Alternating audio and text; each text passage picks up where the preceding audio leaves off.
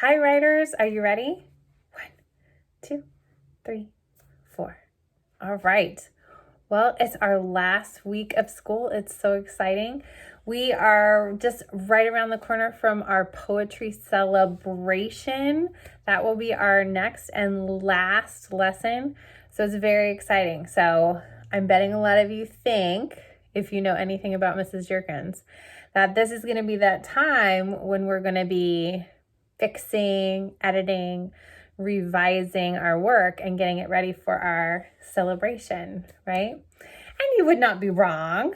You would not. But I need to teach you how poets do that revising and that editing. So we have talked about spelling and punctuation and how every mark on that page matters when you're writing a poem. But when poets go to revise their work, they don't just read their poems with their eyes, they also read their poems with their ears. And they're listening for that music, right? The way that their poem needs to sound. And they're seeing with their ears if they like the way their poem is also sounding. So it's kind of like when you take your car out for a drive and you're listening to see how do the brakes sound and how does the engine sound and what's that weird noise, right? You want to make sure your car is working right so that it's ready for the road.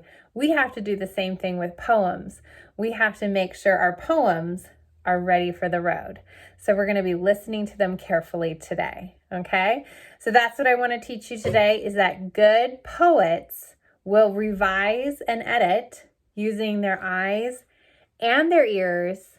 When they get to a spot that they're not sure about, they will ask themselves, does it sound right? So let me show you what I mean. All right, so here is my poem that I've been working on. It's called Spider. It has 2 stanzas, but I thought I would break it up into the 2 to listen to them at one time. So my first one is, spider draws a web all the way across the window in my room. A circle web around. She is an artist. My window is her frame. So I asked myself, does that sound right?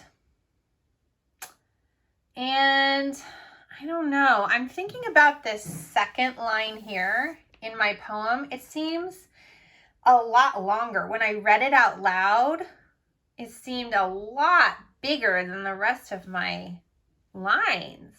And I thought, I really don't like that. So I want to fix that. I want to edit it. So maybe I could say, spider draws a web right outside. Spider draws a web in my window. Or maybe I could say what kind. Spider draws a web, a silver window web. So I gotta think about, I don't want this line. And instead I think, in my window. I think that sounds better. So I'm gonna read it again and see if I like it.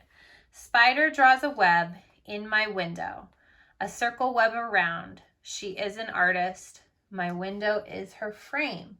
There, that's much better. I like that. So reading my poem out loud helped me to hear that trouble spot and know where to make a change. So when you do it, hopefully you're going to be able to hear those places where things just don't sound right. So here's my second stanza.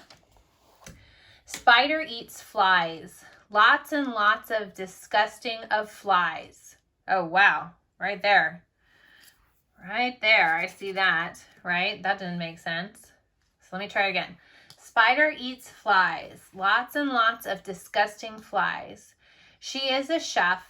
My window is her kitchen for cooking. Well, I'm thinking as I took my poem out for a test drive that the rest of my poem up here talking about how she's an artist, she's a chef, and then this word disgusting just kind of, the rest of my poem doesn't feel like I think spiders are disgusting, right? I'm calling her an artist, I'm calling her a chef, So disgusting doesn't seem to fit. So I'm going to take disgusting out, and I'm going to think of something else. Spider eats flies. Lots and lots. I don't want to just say of flies. Well, I'm sure spider thinks they're tasty, right? And that would go well with the chef part. Spider eats flies. Lots and lots of tasty flies. She is a chef. My window is her kitchen for cooking. I don't know. I kind of feel like for cooking is too much. It felt like extra words that don't belong there. So I'm going to get rid of that. My window is her kitchen. Period. All right. Cool. So now, writers, today when you go off to get your poems, you're going to get them all ready to share and celebrate. Remember that one way poets edit is to read with their ears. Right? Reading aloud can help you find problem spots that you might not have noticed otherwise. All right, so you're going to read out loud, listen for trouble spots, and revise, edit, change anything that you'd like to do. Don't forget, you can also use your language conventions, thinking about capital letters, commas, apostrophes, spellings, all that fun stuff. And I'll see you Thursday. Bye.